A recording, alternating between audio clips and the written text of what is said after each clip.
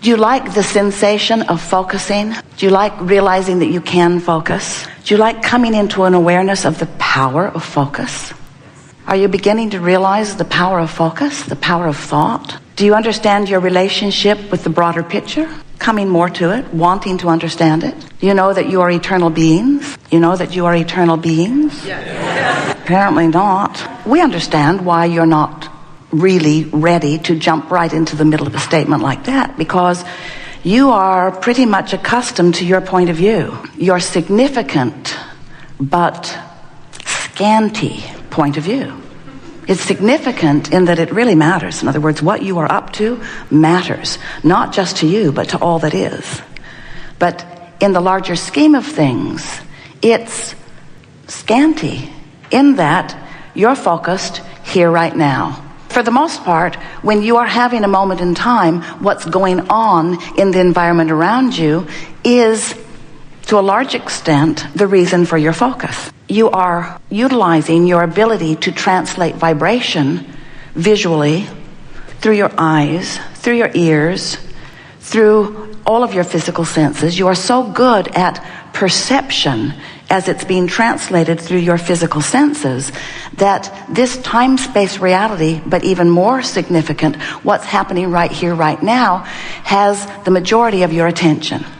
So when you begin to understand that your power of focus is just that, it's the power of focus, then sometimes you might want to step back a little more broadly and not let what is right here, right now, this red hot minute, to be what controls how you feel. You don't want it to control how you think. And the only way that you can get around that is by beginning to look more broadly, by beginning to look more deeply, by being more of who you really are more of the time. Otherwise, what's going on right here, right now, will tend to capture your attention. And then what happens is, what is gets your attention, and then you get more of what is. And then what is, which just became more, gets more of your attention, and then you get more of that. And so it begins to feel, to many of you, like you don't have creative control over your life experience. You become more reactors to what you're observing rather than creators of what you want. So we like to help you to understand that in order to sort of break that cycle of what we lovingly call what is-itis in your life, in other words, what is so dominant that you just sort of stay where you are. And don't you know it with most people? Aren't they sort of living the same theme in their life? Different faces sometimes, different places sometimes, but basically the same sort of patterns are going on around them because they are such keen observers of what's going on around them.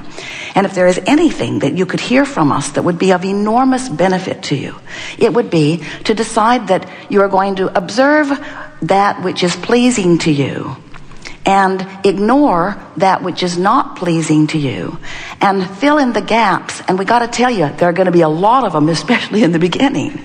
Fill in the gaps with your own thoughts, and they must be general, because you can't go from specifically observing unwanted things to specifically observing wanted things. Law of attraction just doesn't provide that much of that to you. You're going to get, for the most part, what you're feeling. So we want to sort of lay a basis of understanding here for you. We want to convince you of something that we know so clearly, and that is, it's much easier than you have been letting it be. And you have the ability to focus much more than you know that you do. But we love you so very much. You always know when we say that we're getting ready to tell you something that you don't want to hear. We love you so much, you are lazy focusers, because you've become sort of at ease with letting your life entertain you rather than you create the life that is entertaining to you. And so rather than being such observers, as we are moving through these hours that we are together, we want to sort of call your attention to an understanding that you can focus no matter what's going on. You have the power to focus around it. You have the power to focus it into a softer place if it isn't pleasing you. You have the power to focus into a more deliberate place if it is pleasing you. And the general theme that we'll be talking about, and it'll be easy for you to hear it because we are very persistent in our delivery of it, because it is the most important thing that you could hear from us, is that if you are in your moment, for whatever reason, whether you're focused past, present, or future, upon something that is not pleasing to you, get as general about it as you can get. Be as not specific as you can be. Back away from it, back away from it, back away from it as much as you can until you find ease in your more general thought. But if you are in any moment in time thinking about something that is pleasing to you, whether it is a thought from the past or something that you are observing in the present or something that you are anticipating or wanting in the future, and this thought that you are focused upon feels good to you, then become as specific as you can about it. Because in the specifics of anything, there is faster moving energy and therefore more power. If you get specific about something unwanted, two things happen. Not only does that unwanted thing move more rapidly toward you and fill in more of the details of your life, but there is the potential. It happens every time. We shouldn't call it potential. We should call it, there is the factual, for sure, reality that is ensuing. It's like a freight train moving down a very fast track. And it goes like this. When you get specific about unwanted things, you're going to feel really, really bad. Because the larger part of you is only specific about things that you want. The larger part of you is very specific, knows clearly who you are. And we want you to understand why. Do you get it that you are more than you see in this focus that is here? Do you understand that you come from a broader perspective that still exists? You're not dead or alive, physical or non-physical. You are always life, flowing. And as you are here in this physical body, there's the part of you that was before you got here. Yes, it was before you got here, but it is while you are here. It is the larger part of you that still exists simultaneously while you are here. And you are constantly feeling the feedback, the vibrational and therefore emotional feedback between that vantage point and the vantage point that you are holding in any moment. So let's say you're focused upon something that you are feeling appreciation about, and you stay in that soft, good feeling energy, and you allow yourself to focus with even more appreciation about this thing. As you tune yourself through your physical environment, through the power of your mind, into more specifics of this wanted thing, you literally, vibrationally allow a merging of the broader perspective of you who is already there and always in that pure positive vibrational wavelength. And when you tune into that, you come into your true power. That's when you feel frisky and full and fun. That's when you feel passion and sureness and clarity. That's when you feel stability and vibrancy and love. That's when you truly be who you are, you see. And if we were standing in your physical shoes, that would be our quest in every moment. We would be looking around every environment for a reason to merge with that broader perspective. Why? Is it because I'm here in my body and I want to be a puppet on a string and I just want somebody who really knows what they're doing to run the show? Not at all in any way. Because that source energy that's flowing through you is not creating your reality. It is merging with the reality that you create, provided it's a reality that doesn't defy the energy that it already is. That was a mouthful. Did you get it? We'll back up and say it again.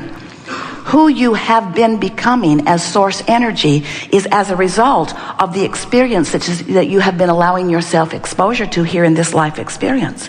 So when you know from your physical format what you don't want, you also know more clearly what you do want. And the larger part of you hones in on that discovery and that decision and becomes it and holds the vibrational space of that. Holds that place marker, that newly evolved place marker. So now you've just expanded. You expanded. The question is, are you in your physical format going to keep up with it? And the answer for almost 100% of you is no. I'm not going to keep up with it because I'm a lazy focuser. I'm not going to keep up with it because instead of focusing upon the decision that I've come to, I'm going to stay focused on the reason I came to the decision. I'm going to defend and justify the decision, but I won't go with it. That's just too easy. Life should be more struggle, you say. I need to defend and justify my well-being to a much greater extent. I will not just go there. Now, you have moments of clarity and moments of aligning with who you really are. But for the most part, you are letting what you are observing around you dominate your focus. And that's really what we want to talk with you about today. Not for a moment do we want you to withdraw your attention from this time-space reality, because you came forth to create within it. And you know what else? Not only did you come forth in your physical form to create within it, we all came with you.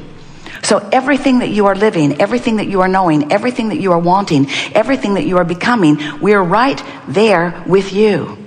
And the only time you ever feel negative emotion is when you create a space for all of us and then you don't join us in the space that you've created. You will never be upset if you don't join someone else in the space that they have created. It doesn't matter what anybody else is doing. It doesn't matter the contrast that they're living. It doesn't matter when they know what they don't want and then they know what they do want and they create a magnificent space. It doesn't matter that someone else has become something and you're not going with what they have become. That doesn't matter at all. You're not going to get any emotional feedback about that. You only get emotional feedback when you don't let yourself in any moment be what, who, how you have become. So isn't it nice that you have this perfect guidance system within you, active in every moment, that is giving you one reading only, one message, one constant message, and the message is this: you have expanded just recently, just seconds ago. You expanded more just seconds ago. And this emotional feeling that you have is your indicator of how well you're keeping up or not with who you have become. And everything you feel is about that. Most humans who you will meet don't know that, because they are measuring their feedback from other humans. They're seeking approval from others. They care about what somebody else thinks about them. They have set their own guidance system aside long ago. And as a result, most people are lost in the sense that they're looking to a lot of people for guidance, and the people that they're looking to are really inconsistent in the guidance that they give. Have you noticed? Yes. Come this way, come this way, come this way. This is right, this is right, this is right, this is right. Live over here, do this, dress this way, look like this, be like this, act like this. These are the principles you should live by. These are the principles that you should live by. We are surprised that you are all not stark raving mad, because there is so much feedback from so many around you who would like you to be slightly different or largely different than you are in order to make them feel better in their observation of you. Because they still don't get it. They still think that how they feel is about you, and they're still trying to control you. They're still trying to control you so that they will feel better, but not just you, everybody else too. And they're having a hard time, have you noticed? It's really a lot of responsibility to need to control circumstances and events and other people in order to feel better. It's a lot of responsibility, and they'll never, ever figure it out or even come close to it, and you won't either. So when you finally get it, that how you feel is about one thing and one thing only, there's a larger part of you that is pulsing within you, who adores you, who knows your value, who knows your clarity, who knows your goodness, who knows who you are, who is offering a vibrational, steady, vibrational rhythm of that. And you have the option in every moment of joining that rhythm and thriving, of joining that rhythm and soaring, of joining that rhythm and having the best time in this moment. Or you have the option of pinching it off and then blaming some outside circumstance for the discord that you are feeling, when really you have complete control over how good or bad you feel in any moment in time. There is nothing that is big enough to be your excuse for feeling bad. And when you finally figure that out, you will, for the first time in your life, be free.